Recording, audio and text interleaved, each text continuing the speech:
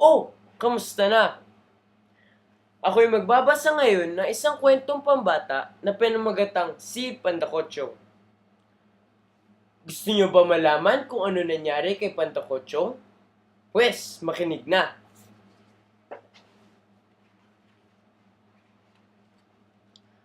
Noong unang panahon, may isang sastre na napakapandak. Ngunit ubod ng talino. Pandakotsong ang tawag sa kanya ng mga tao. Sa loob ng kanyang patahian, mayroon din siyang munting tindahan. Nagtitinda siya ng hamon. Minsan, nilangaw ang isang hamong nakasabit. Hinampas niya ito ng tela. Aba, 7 ang napatay ko sa isang hampas lamang. Ako pala'y ubod ng tapang, sabi ni Pandakotsong. Napagpasyahan niyang maghanap ng kapalaran. Iniwan niya ang patahian at tindahan. Nagsimula siyang maglakbay. Nagbaon siya ng keso at tinapay. Isinama rin niya ang kanyang alagang ibon. Namadaanan ang isang palimbagan, nagpagawa siya ng isang babala na isinabit niya sa kanyang dibdib.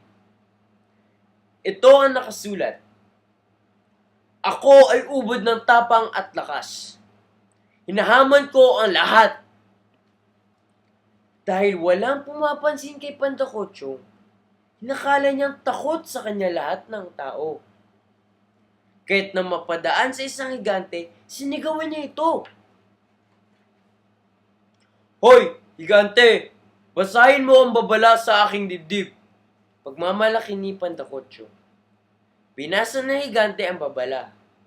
Humugong sa buong bayan ang malakas nitong halakhak.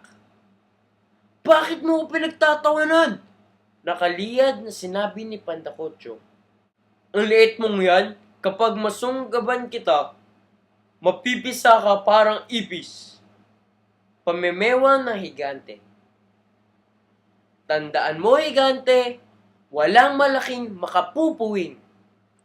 Pagmamayabang ni Pandakotsong.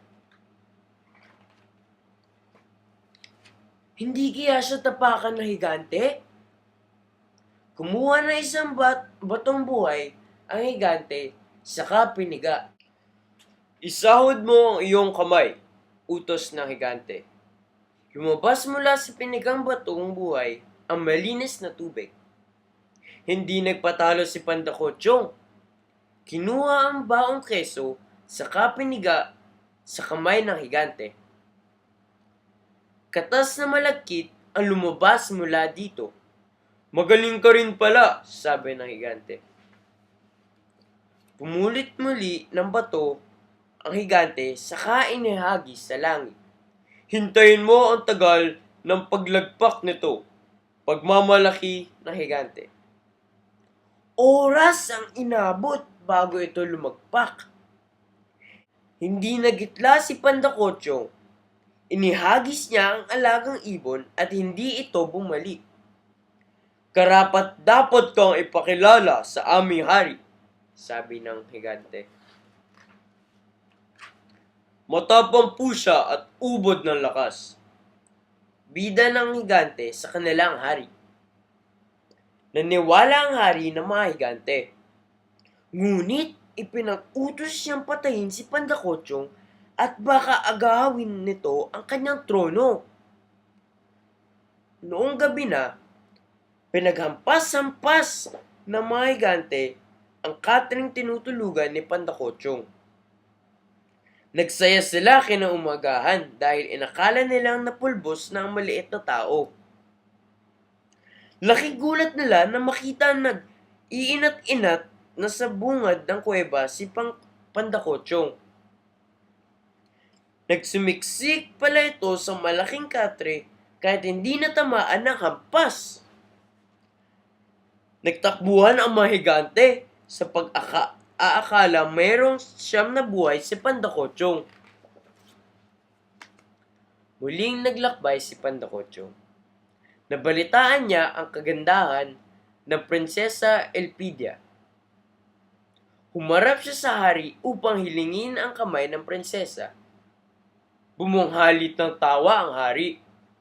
Ngunit na makitang seryoso ang kausap, nagpasya siyang daanin ito sa pagsubok.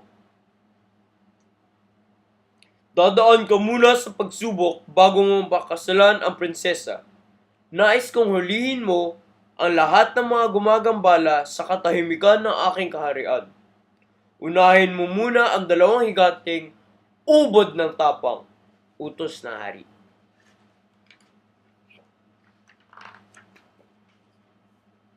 Hinanap ni Pandakotyo ang dalawang higante. Umakyat siya sa mataas na puno at kinuha ang kanyang tirador. Inasinta ang isang higante. Inakala ng higante na ang kanyang kasama higante ang gumawa noon, kaya't sinuntok nito ang kasama. Sumunod na tinerador ni Pandakotyo ang higanteng nasuntok. Nag-away ang dalawang higante hanggang sa mapatay nila ang isa't isa.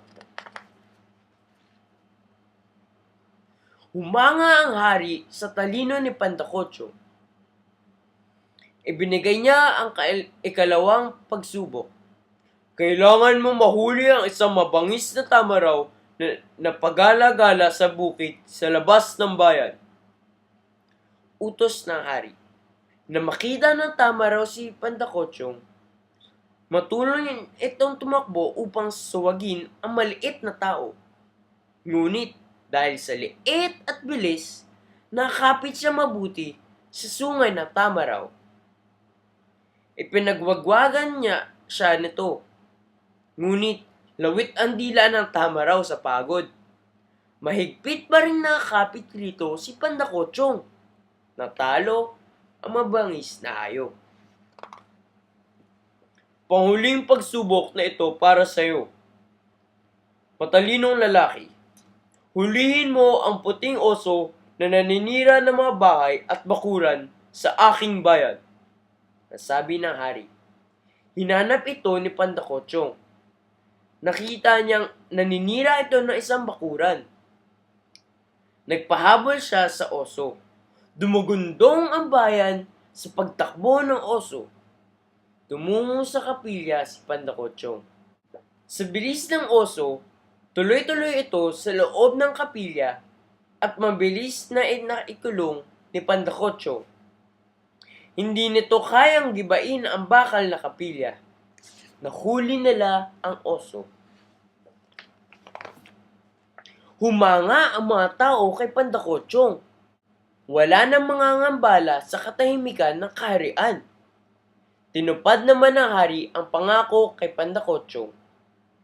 Pumayag ring magpakasal dito ang Prinsesa Elpidia, na noon pa man pala ay mahanga na sa tapang at talino ni Pandakotyo.